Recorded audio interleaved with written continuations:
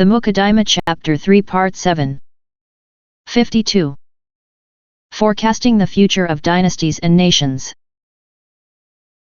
Including a discussion of predictions, malahim, and an exposition of the subject called divination, jafr. It should be known that one of the qualities of the human soul is the desire to learn the outcome of affairs that concern human beings, and to know what is going to happen to them, whether it will be life or death, good or evil. This desire is especially great with regard to events of general importance, and one wants to know, for instance, how long the world or certain dynasties are going to last. Curiosity in this respect is human nature and innate in human beings. Therefore, many people are found who desire to learn about these things in their sleep, through dreams. Stories of soothsayers being approached by rulers and commoners alike, with the request for predictions, are well known. In the towns, we find a group of people who strive to make a living out of predicting the future, because they know that the people are most eager to know it. Therefore, they set themselves up in the streets and in shops and offer themselves to the people who wish to consult them about such things. All day long, the women and children of the town and, indeed, many weak-minded men as well, come and ask them to foretell the future for them, how it will affect their business, their rank, their friendships, their enmities, and similar things. There are those who make their predictions from sand writing, geomancy. 995 They are called astrologers, munajim. Others make their predictions by casting pebbles and grains of wheat. These are called calculators, hezab. 996 Still others make their predictions by looking into mirrors and into water. They are called drawers of circles, darab al-mandal. 997 These are reprehensible things, which are very common in cities. They are reprehensible, because their reprehensible character is established by the religious law, and because supernatural knowledge is veiled, and hidden, from human beings. Except for those to whom God Himself has revealed certain supernatural knowledge, in their sleep or through sainthood. Rulers and emirs who want to know the duration of their own dynasties show the greatest concern for these things and the greatest curiosity in this respect. Therefore, the interest of scholars has been directed to the subject of predicting the duration of dynasties. Every nation has had its soothsayers, its astrologers, and its saints, who have spoken about things of this kind. They have spoken about a particular royal authority they were expecting, or a dynasty they felt was coming. They have also spoken of wars and battles with other nations that were going to occur, about how long the ruling dynasty would last, how many rulers it would have, and they have also attempted to give the names. Things like this are called forecasting, hadithan. The Arabs had soothsayers and diviners to whom they had recourse in this respect. They forecast the royal authority and dynasty the Arabs were going to have. Sheikh and Sada thus interpreted the dream of the Yemenite ruler Rabi'a b. Nasr. Their interpretation informed the Yemenites that the Abyssinians would take possession of their country, which would later on revert to them. Next, Islam and the Arab dynasty would make their appearance. Sada likewise interpreted a dream of the Mobid Han. The Persian emperor, Khosrav, had sent information about that dream to Sada through Abd al-Masih. Sada told him about the future appearance of the Arab dynasty. 998. There were also soothsayers among the Berber race. The most famous of them was Musa b. Salah of the Banu Yafran, Ifran, or of the Gumurt. 999 He made forecasts in poems in the native Berber idiom. These poems contain many forecasts. Most of them are concerned with the royal authority and rule over the Maghrib which the Zenata were going to obtain. They have had wide circulation among the Berbers. The Berbers have sometimes thought that Musa was a saint. At other times, they seem to think that he was a soothsayer. In their self-deception, a few assert occasionally that he was a prophet, because they think that he lived long before the Hijrah. And God knows better. In this respect, each group used to base itself upon the information of prophets, when, as happened among the Israelites, any existed in its own time. Successive prophets, among the Israelites, told them similar things when bothered with questions. During the Muslim dynasty many such things occurred. Some predictions had reference to how long the world in general would last. Others had reference to a particular dynasty and its particular life. At the beginning of Islam, predictions were based upon statements reported on the authority of the men around Muhammad and, especially, on that of Jewish converts to Islam such as Kansas B. al-Abar, 1000 Wab B. Munabi, 1001 and other such persons. Often, part of the relevant information was obtained from the explicit wording of the transmitted statements and permissible interpretations. Jafr as-Sadiq and other members of the family of Muhammad also made many such predictions. They based themselves, it would seem, upon removal of the veil, kashf, which they enjoyed on account of their sainthood. Things of this sort are not unknown in the experience of other saints from among their people and descendants. Muhammad said, "Among you there are men who are spoken to. 1002 they are the ones who are most deserving of their noble ranks and their gifts of divine grace." After the early years of Islam, people applied themselves to the sciences and the various technical terminologies. The books of the Greek philosophers were translated into Arabic. The main basis for predictions now were astrological discussions. Matters concerning royal authority and dynasties and all other matters of general importance were considered as depending on the conjunctions of the stars. Nativities and interrogations and all other private matters were considered to depend on people's ascendants, that is, on the constellations of the firmament at the time when these matters were brought up. We shall now mention what the traditionists have to say on this subject. Later on, we shall return to the astrological discussions.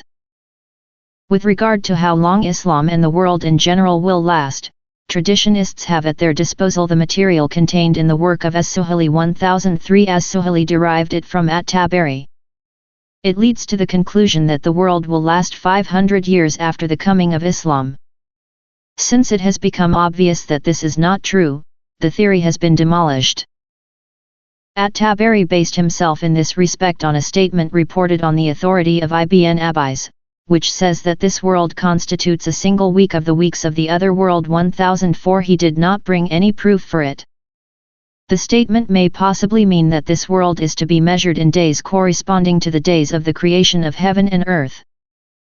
They were 7, and each of them is 1,000 years, according to the verse of the Quran, "A day with your Lord is 1,000 years as you count days." 1005. He said, "Now, it is established in the sound tradition of the Sahih 1006 that Muhammad said, your term, as compared to the term of those who were before you, will extend from the afternoon prayer to sunset." 1007. He also said, "I and the hour were sent like these two." 1008. And he pointed with the index finger and the middle finger. Now, the time between the afternoon prayer and sunset, when the shadow of every object becomes twice as long as the object itself, is approximately 1/2 of 1/7 of the day. And the middle finger is longer than the index finger by about the same amount, 1/14. Consequently, the length of the duration of the world after the coming of Islam would be 1/2 of 1/7 of the whole week, of 7,000 years. This would be 500 years. This figure is supported by the statement of Muhammad, "God is indeed not unable to make this nation last longer than half a day."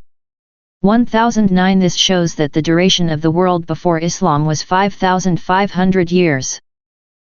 On the authority of Wahb b. Munabi, it is stated that it was 5,600 years 1010, that is, the period that had passed before the coming of Islam. On the authority of Kansas B. and Wahb, 1011, it is stated that the entire duration of the world is 6,000 years.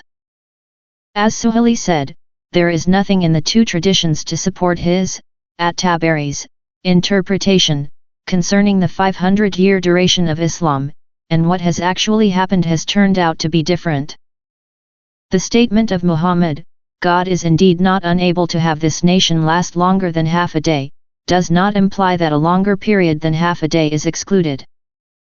And his statement, I and the hour were sent like these two, refers to the closeness of the hour, and to the fact that there will be no other prophet and no other religious law, in the short time, between Muhammad and the hour.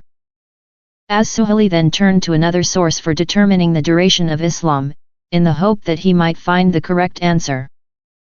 He took the letters at the beginning of the surahs, 10-12 disregarded repetitions, and thus found that there were 14 letters, which can be arranged to form the sentence LMYSTNSHQKRH 1013. He added up the numerical value of these letters, which comes to 903. 1014 to be added to the time which had already passed of the last millennium before the coming of Muhammad. The total, then, was the length of the duration of Islam. As Suhaili said, it is not unlikely that this is the information those letters were intended to convey. I say, the fact that it is not unlikely does not imply that it is evident, or that it must be understood this way. As Suhaili was influenced by the story of the two sons of Akhtab, one of the Jewish rabbis, who had contact with Muhammad, which occurs in Ibn Ishaq's Surah 10:15. These were Abu Yasir and his brother Hu'i. They had heard about the letters LM, which belonged to the letters at the beginning of the surahs, and interpreted them as indicating, by their numerical value, the length of the duration of Islam. Their numerical value was 71. They considered that, too short a period, and Hu'i went to the Prophet and asked him whether there were other such letters. Muhammad mentioned LMS. Hu'i asked for more, and Muhammad mentioned LR.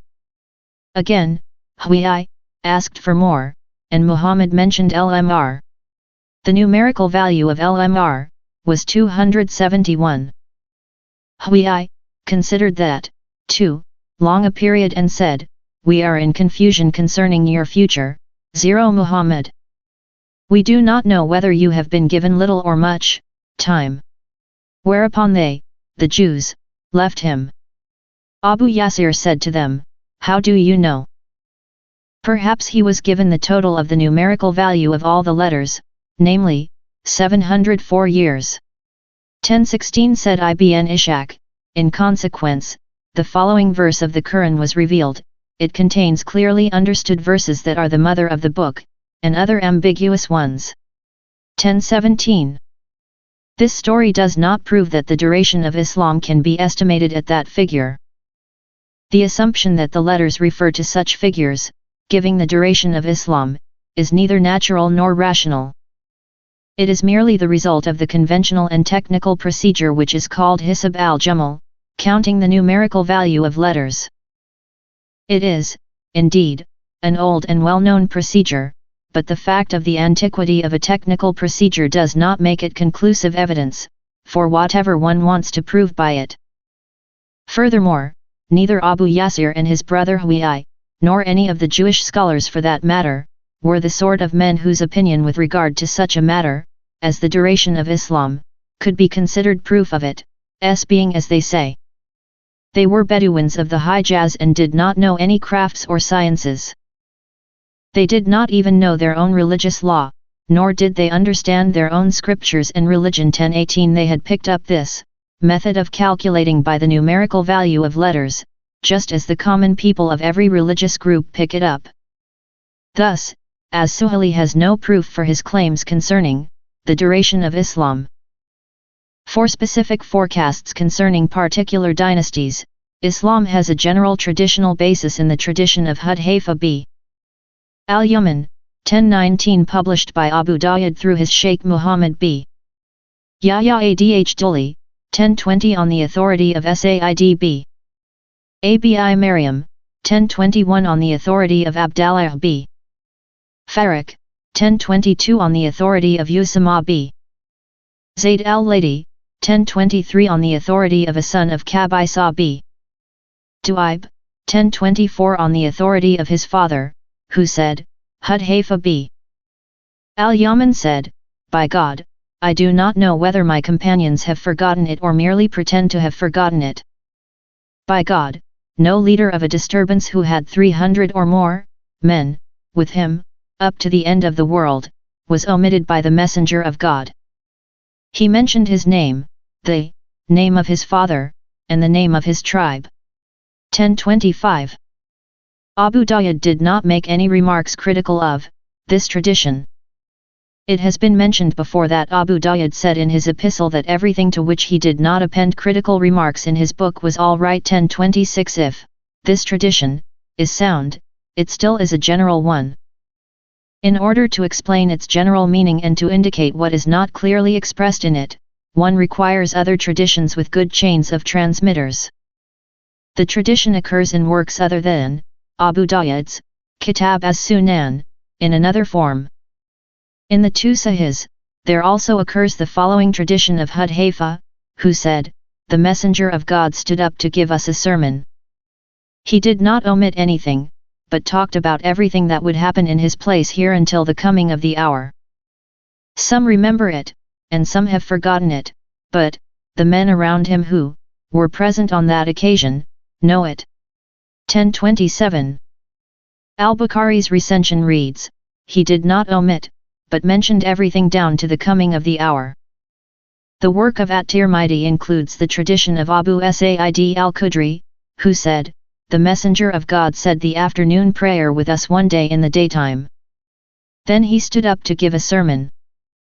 He did not leave anything out, but informed us about everything that will happen down to the coming of the hour. Some remember it, and some have forgotten it. 1028.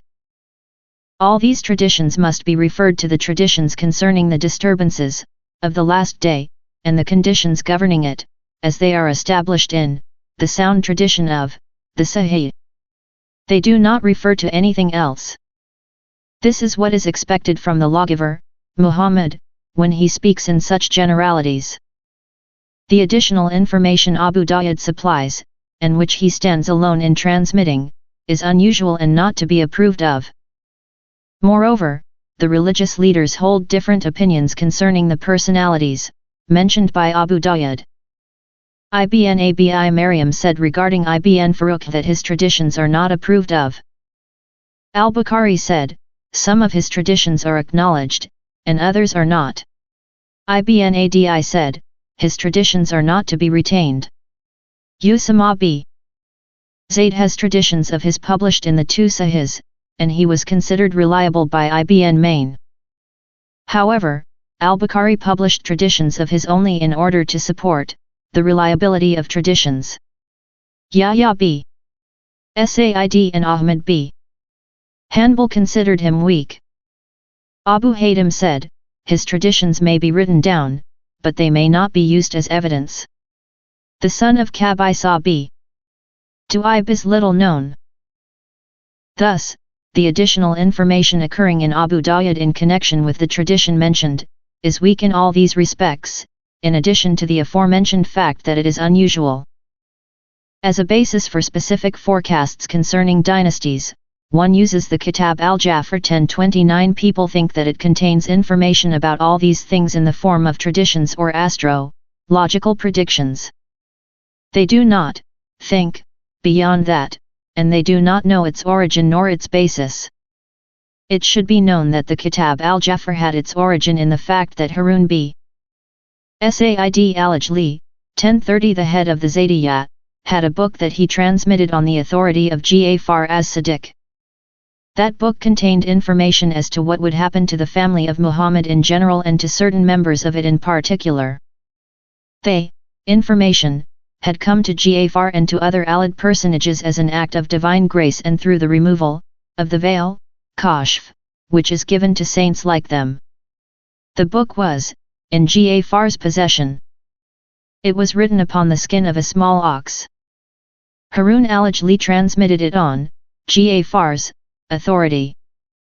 He wrote it down and called it al-Jafr, after the skin upon which it had been written, because Jafr means a small camel or lamb. Jafr, became the characteristic title they used for the book. The Kitab al-Jafr contained remarkable statements concerning the interpretation of the Quran and concerning its inner meaning. The statements in it were transmitted on the authority of Jafar as-Sadiq. The book has not come down through continuous transmission and is not known as a book as such. Only stray remarks unaccompanied by any proofs of their authenticity are known from it. If the ascription to Jafar as-Sadiq were correct, the work would have the excellent authority of Jafr himself or of people of his family who enjoyed acts of divine grace. It is a fact that Jafar warned certain of his relatives about accidents that would occur to them, and things turned out as he had predicted. He warned Yahya, the son of his uncle Zayd, about his impending debacle, but he disobeyed him, revolted, and was killed in Al-Juzajan, as is well known. 1031 If acts of divine grace occur also to others, they should all the more occur to members of Muhammad's family, in view of their knowledge, their religion, the tradition of Muhammad's prophecy, which they represent, and God's concern for the noble root, Muhammad, which extends to partiality for its goodly branches. Much of this material is reported among members of the family of Muhammad, but it is not attributed to the Jafr, just mentioned. In the history of the Ubaidid, Fatimids, there is much of it. An illustration is the story reported by Ibn ar-Rajiq 1032 about a meeting between Abu Abdallah Hashshi and Ubaidallah al-Mahdi, who was with his father Muhammad al-Habib. 1033, al-Mahdi and his father discussed matters with Abu Abdallah, 1034, and sent the latter to Ibn Hashav, their missionary in the Yemen. Ibn Hashav ordered Abu Abdallah to go to the Maghrib and spread Fatimid propaganda there. He did so in the knowledge that the Ubaidid Fatimid dynasty would materialize in the Maghrib. Later on, when Ubaidallah was building Al-Madiyah in Afriqiya and their dynasty was flourishing, he said, "I am building this city so that the Fatimids may find protection in it for 1 hour of a certain day." And he showed the people around him the place within the city where the man of the donkey would stop. Ubaidallah's grandson Ismail al-Mansur heard of this story, and when the man of the donkey, Abu Yazid, came to besiege him in Al-Madiyah, 1035, al-Mansur always inquired where he had last stopped. Eventually, he was informed that Abu Yazid had reached the place his grandfather Ubaidallah had indicated. Now, he was sure of victory. He went out of the town, routed Abu Yazid, and pursued him as far as the region of the Zab, where he defeated and killed him. The Ulids have many such stories to tell. Astrologers, in making forecasts concerning dynasties, base themselves upon astrological judgments. For matters of 11,186 general importance such as royal authority and dynasties, they use the conjunctions, especially those of the two superior planets. The superior planets, Saturn and Jupiter, are in conjunction once every 20 years. After 20 years, their conjunction reoccurs in another sign of the same triplicity 1036, but, in trine dexter, 1037, and again, 20 years later, in another sign. This is repeated in the same triplicity 12 times. It takes 60 years, for 3 conjunctions, in the 3 signs, of the first triplicity, and another 60 years each for a second, third, and fourth time. The 12 repetitions in the triplicity, with 4 recurrences, thus take 240 years. The movement of the conjunction in each sign is toward the trine dexter. It moves on from the one triplicity into the adjacent triplicity, that is, into the sign that is adjacent to the sign of the triplicity in which the conjunction had last taken place. The conjunctions of the two superior planets are divided into great, small, and medium. 1038 The great conjunction is the meeting of the two superior planets in the same degree of the firmament, which reoccurs after 960 years. The medium conjunction is the conjunction of the two superior planets in each triplicity with its 12 repetitions. After 240 years, they move on to another triplicity.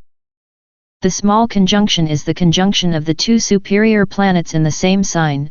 After 20 years, they have a conjunction in another sign in trine dexter at the same degree and minute.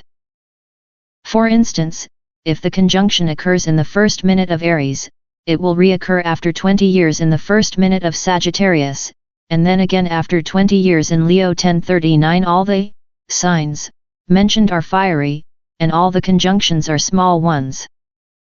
The conjunction then reoccurs in the beginning of Aries after 60 years. This is called the cycle of the conjunction or the reoccurrence of the conjunction. After 240 years, the conjunction moves on from the fiery triplicity to the earthy triplicity, which comes after the fiery one. This, then, is the medium conjunction. Then, the conjunction moves on to the airy and watery triplicities, and then reoccurs in the beginning of Aries after 960 years. This, then, is the Great Conjunction.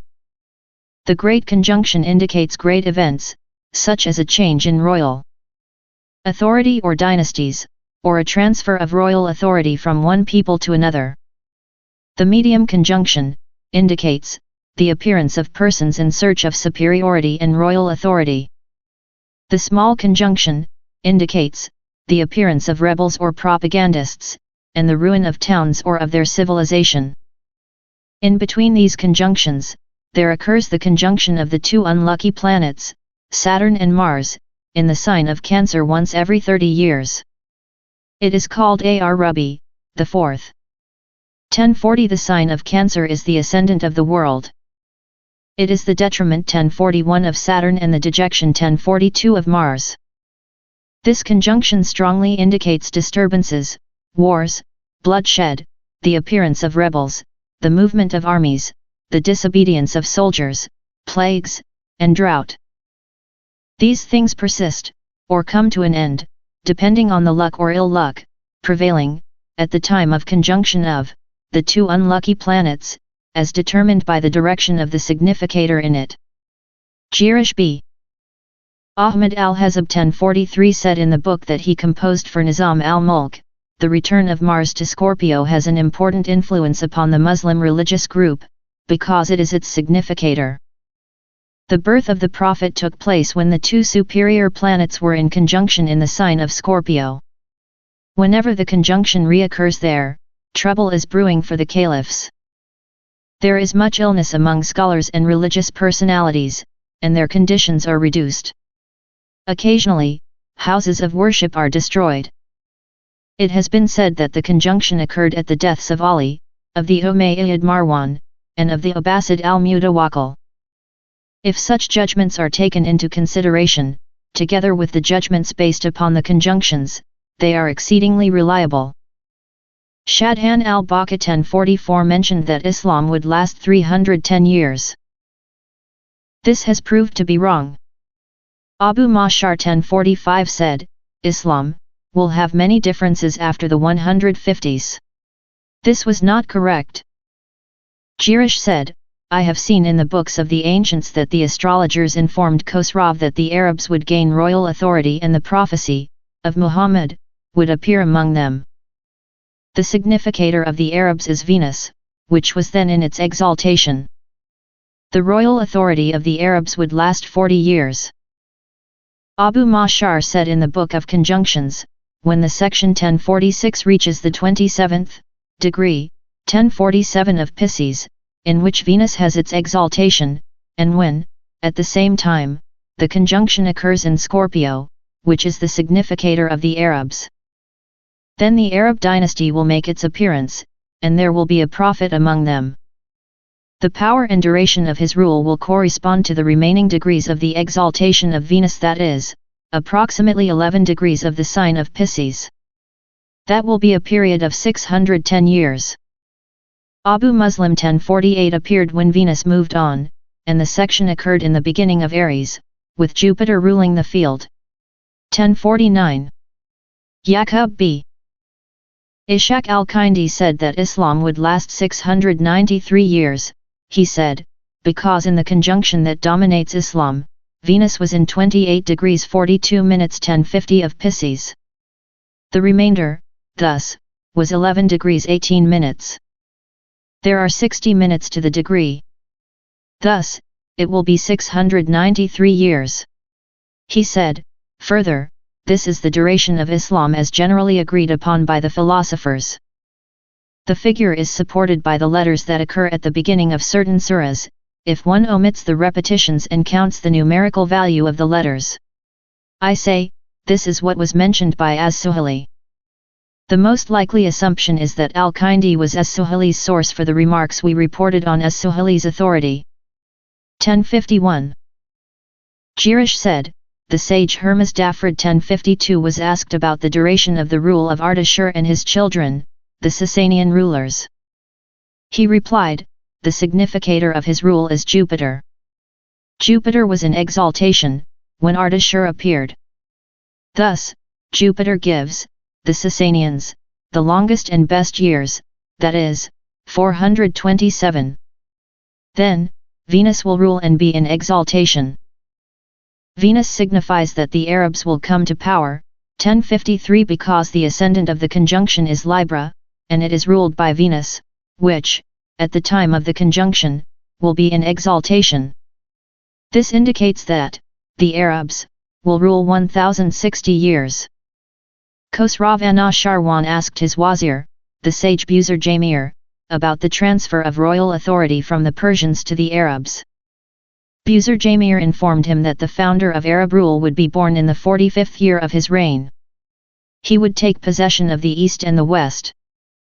Jupiter would turn over the rule to Venus, and the conjunction would move on from the airy, triplicity, into Scorpio, which belongs to the watery, triplicity. Venus, is the significator of the Arabs.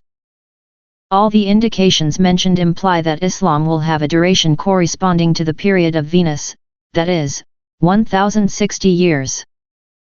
Khosrav Aperwez asked the sage Ulayus 1054 about the same matter, and Ulayus gave a reply similar to that which Buzur Jamir had given, to Khosrav Anushirwan. Theophilus, 1055 the Byzantine astrologer of the Umayyad period, said that the Muslim dynasty would have the duration of the Great Conjunction, that is, 960 years.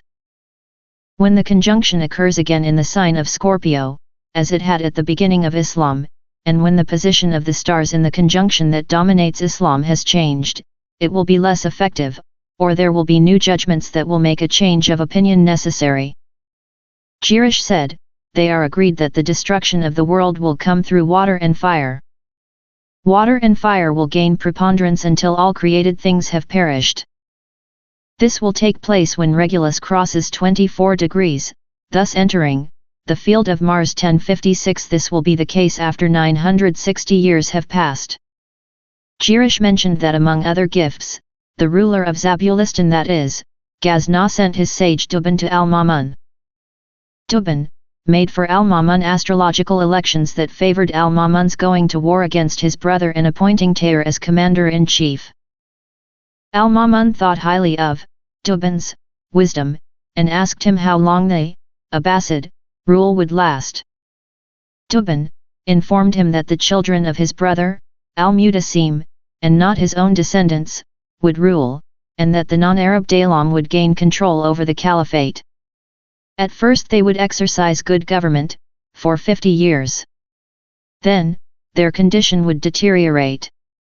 Eventually, the Turks would make their appearance from the northeast. Their rule would extend to Syria and the Euphrates. 1057 they would conquer the Byzantine territory.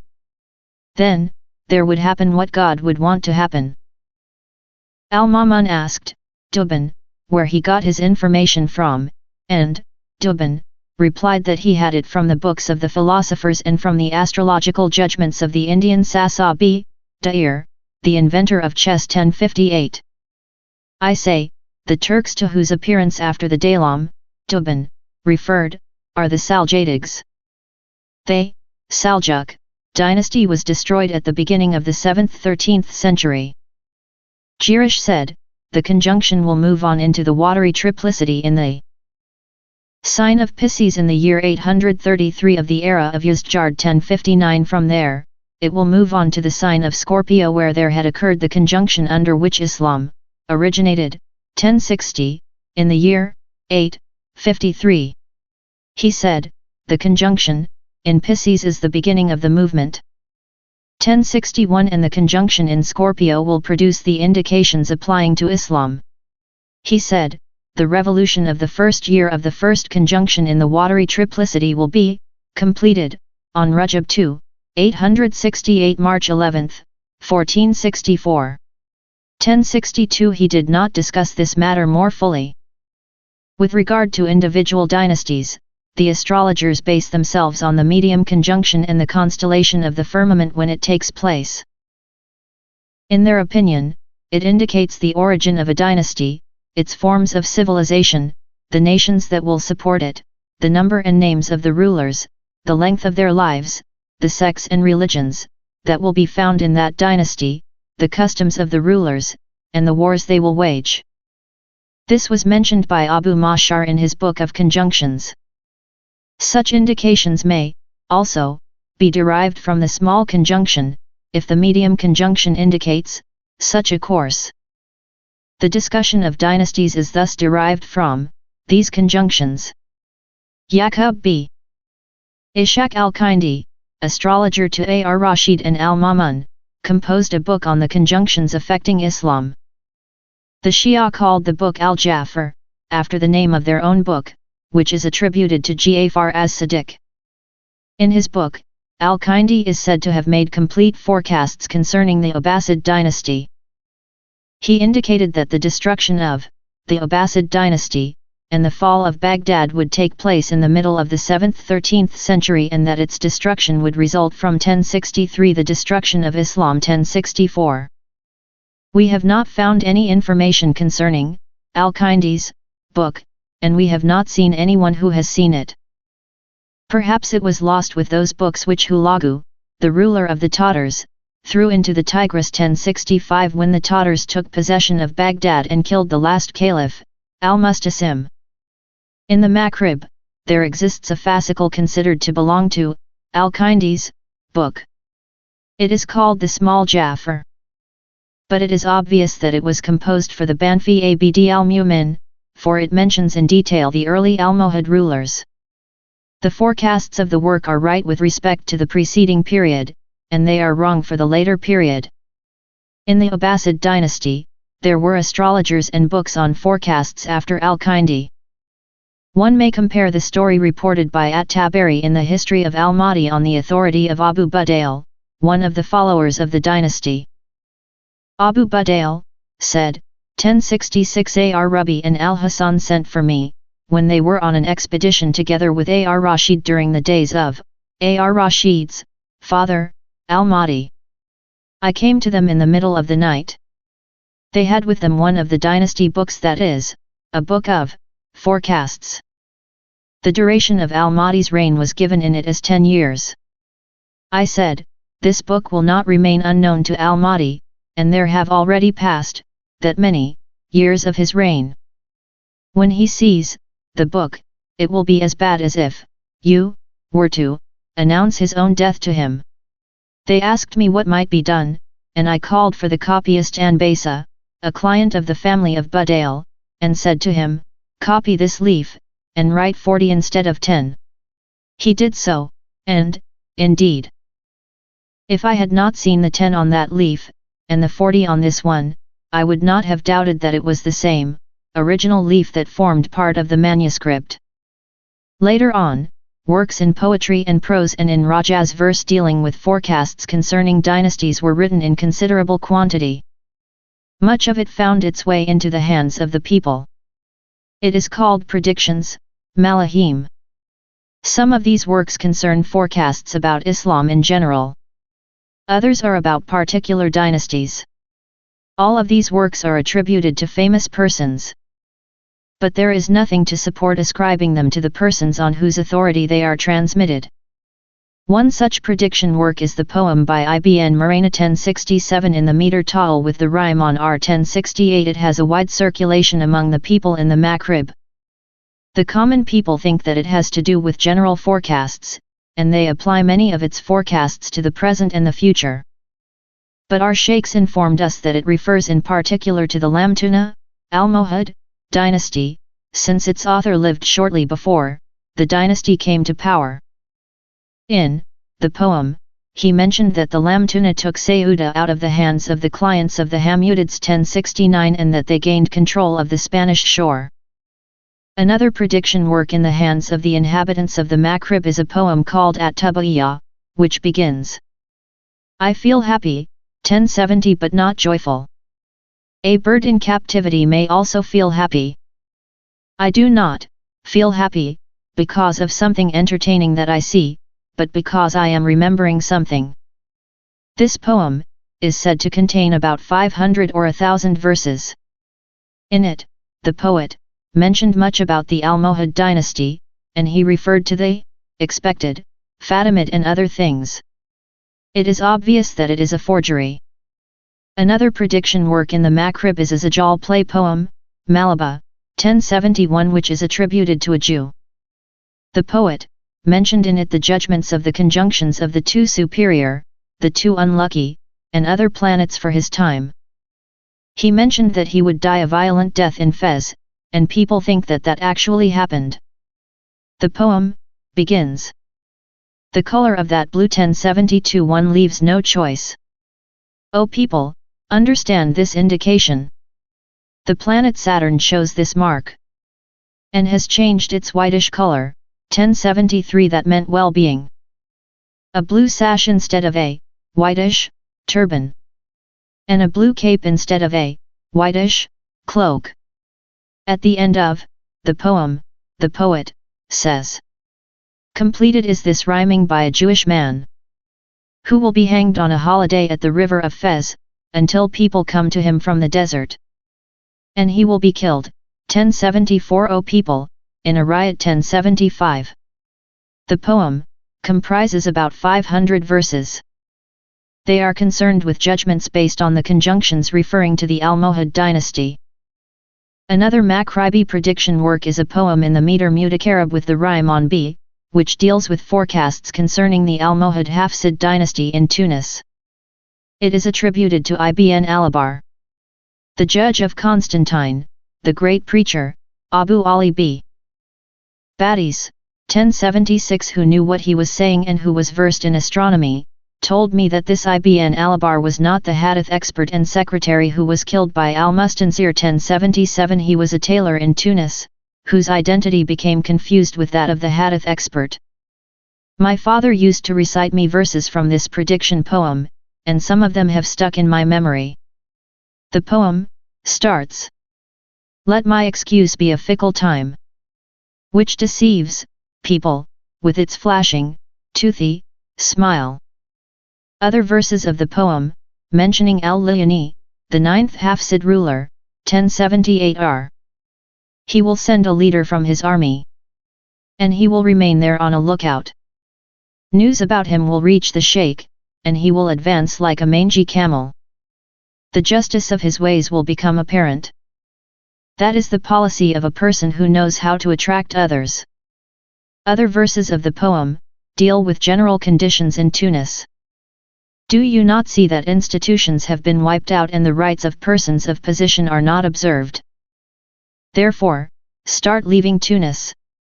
Say goodbye to its familiar places, and go. Disturbances will eventually take place there. They will affect the innocent as much as the guilty.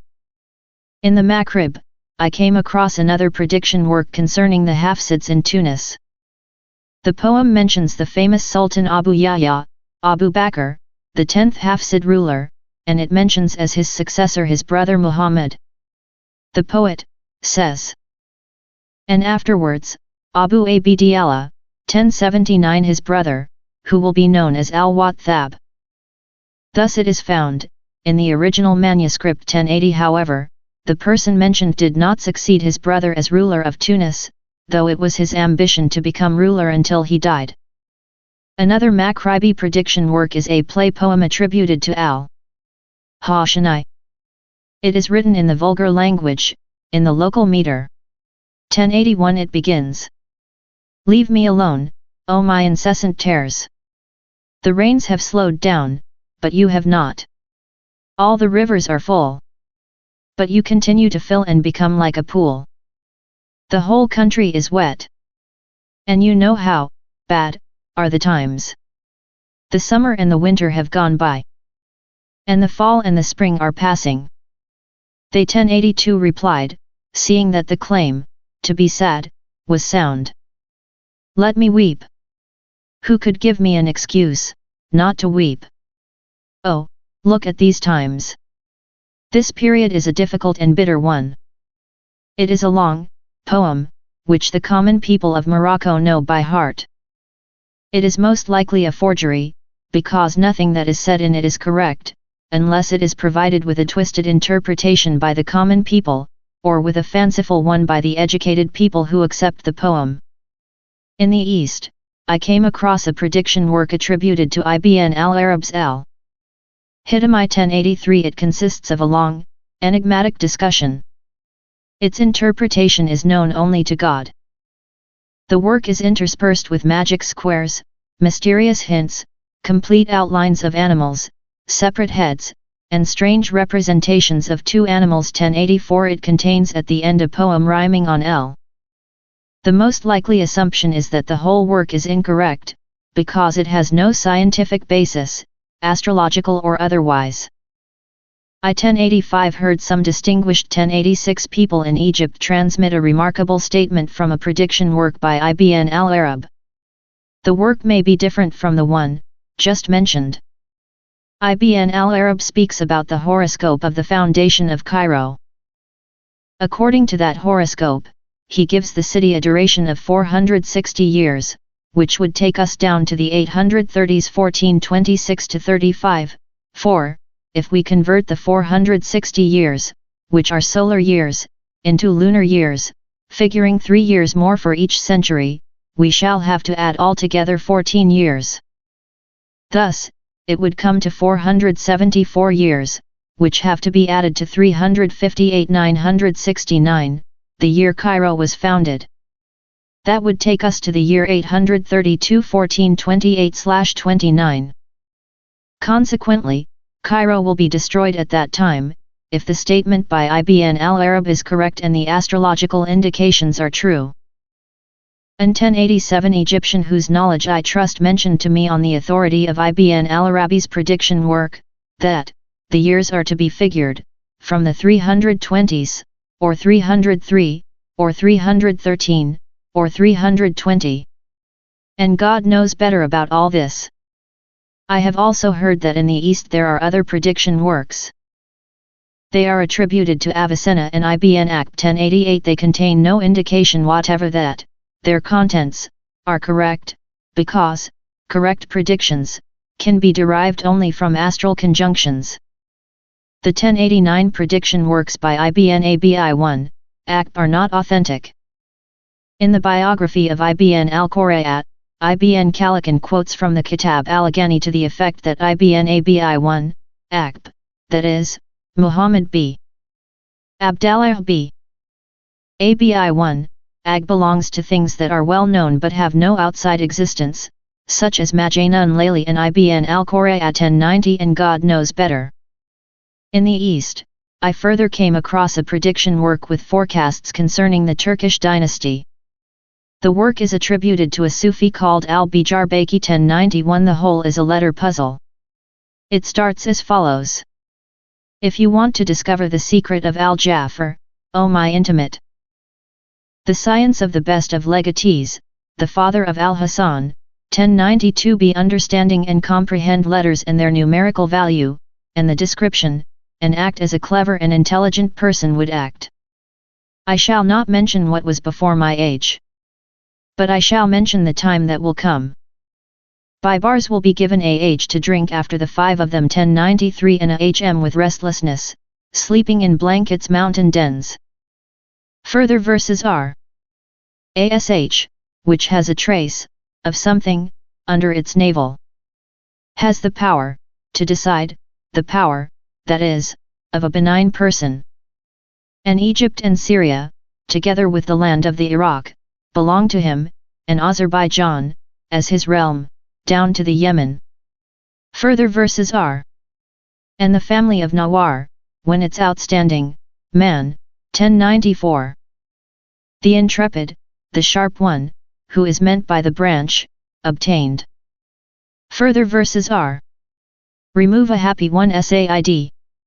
Weak of age. An S has come, not a L, an AQ and an N, which got stuck in a quiver. Brave people who have intelligence and considered opinions. And will be given a age to drink, and where then will be the owner of a branch. Further verses are: after a B of years, he will be killed. The M of the realm, the eloquent one, will follow the disgraced one. This is the lame Calbite. Be concerned with him. In his time, there will be disturbances, and what disturbances? From the east, the Turkish army will come, which will be preceded by a Q free from 1095 the Q, which will be attracted by the disturbances. Before that woe until all Syria show grief and mourning for the people and the country. Behold, suddenly, alas, Egypt is shaken by an earthquake, which will remain unsettled for a year. And Ain will all be held captive. And they will perish, and he will spend money freely. The Q will send a Q toward the most praiseworthy of them, their Ahmed. Do not worry about him, for that fortress is strong.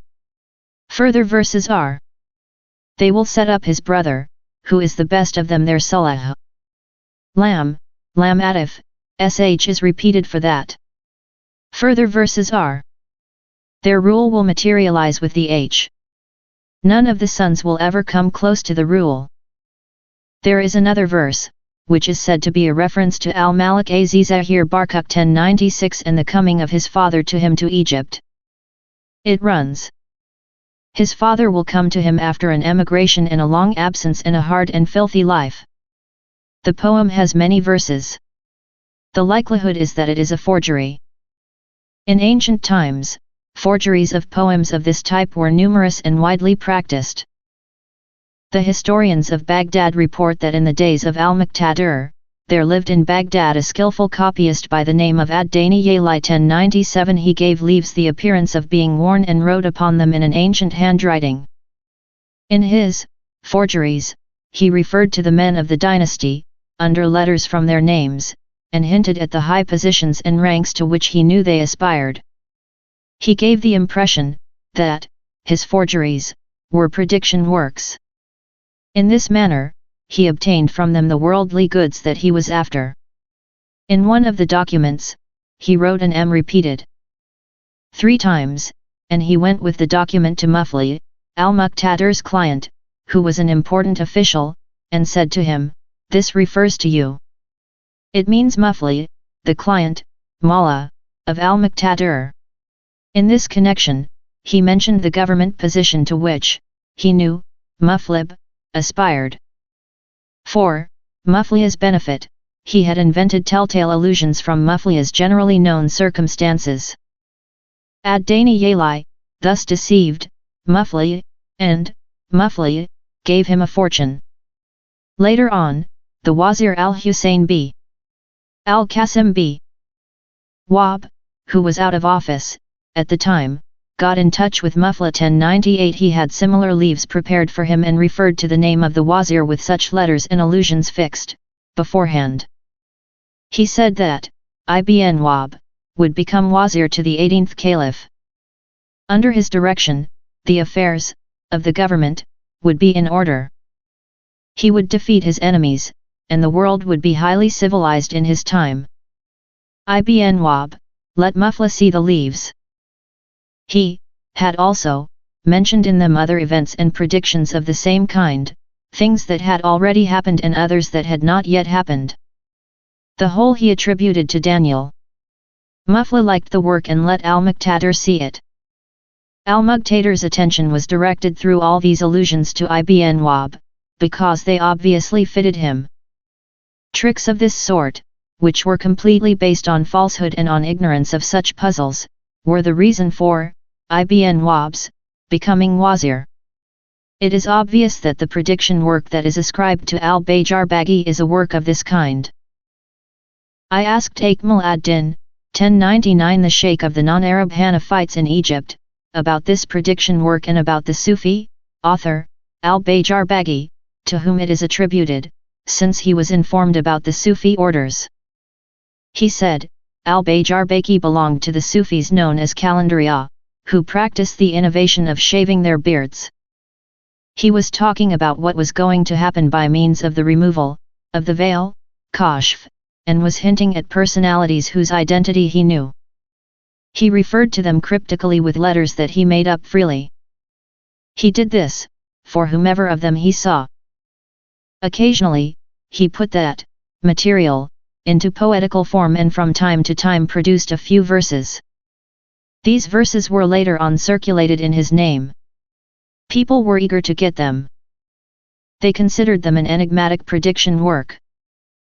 The verses were then constantly added to by forgers of this type, and the common people occupied themselves with trying to decipher them. But it is impossible to decipher them, because only previously known or established rules can lead to the decipherment of such puzzles. In this particular case, the only clues to the meaning of the letters are in the poem itself. 1100 The statement quoted from so excellent a person, as Sheikh Akmal ad-Din, is to me an altogether adequate answer to the problem that, I felt, was posed by the prediction work of al-Bayjarbaghi. We would not be persons who are guided aright, had God not guided us. 1101. Later on, 1102 I came across the history of Ibn Kathir. 1103 It was in Damascus where I stopped with the Sultan's cavalcade in the year 802-1400, at a time when I was chief Malikite judge in Egypt. In the biography of al-Bayjarbaghi, relative to the year 724-1324, Ibn Kathir says, Shams ad-Din Muhammad al-Bayjarbaghi. He is considered the founder of the unorthodox sect of the Bayjarbaghiya, which is known for its denial of the Creator. Al-Bayjarbaghi's father, Jamal ad-Din Abd-Rahmb Omar al-Mazilt, was a pious Shafi'ite who taught in Damascus colleges. His son grew up among jurisconsults. He studied a little and then turned to mysticism. A group of people who believed in him and followed his order adhered to him. Later on, the Malikite judge condemned him to death, and he fled to the east. He then was able to prove that those who had testified against him were hostile to him, and the Hanbalite judge reversed the former judgment. Al-Bayjarbaghi remained in Al-Kabun, near Damascus, for a number of years. He died during the night of Wednesday, Rubi 2, 16, 724 night of April 11/12, 1324. Ibn Kathir says, al-Bayjarbaghi composed a jafr poem which runs as follows. 1104. Listen and comprehend letters and their numerical values. And the description, and be understanding, like a clever and intelligent person. The Lord of the heavens will tell, concerning Egypt and what is to be in Syria. Of good things and of tribulations. Bibars will be given a goblet to drink after the 5 of them, and a hm with restlessness, sleeping in blankets mountain dens. Alas, Damascus, what descended upon its territory? They destroyed a mosque of God. How, beautifully, had it been constructed? Woe unto it, how many acted wrongly with regard to the religion? How many did they kill? How much blood, of scholars and lowly people, did they shed? How much noise could be heard, and how many captives there were? How many did they rob? And then burn, of young men and old? Existence is dark, and the land is blacked out. Even the pigeons there mourn on the branches. Oh, poor creatures, is there no helper for the religion? Get up, all of you, and go to Syria, from the plains and the rugged hills. The Arabs of the Iraq and of Lower and Upper Egypt are coming. The firm resolution is to bring death to unbelief in Damascus.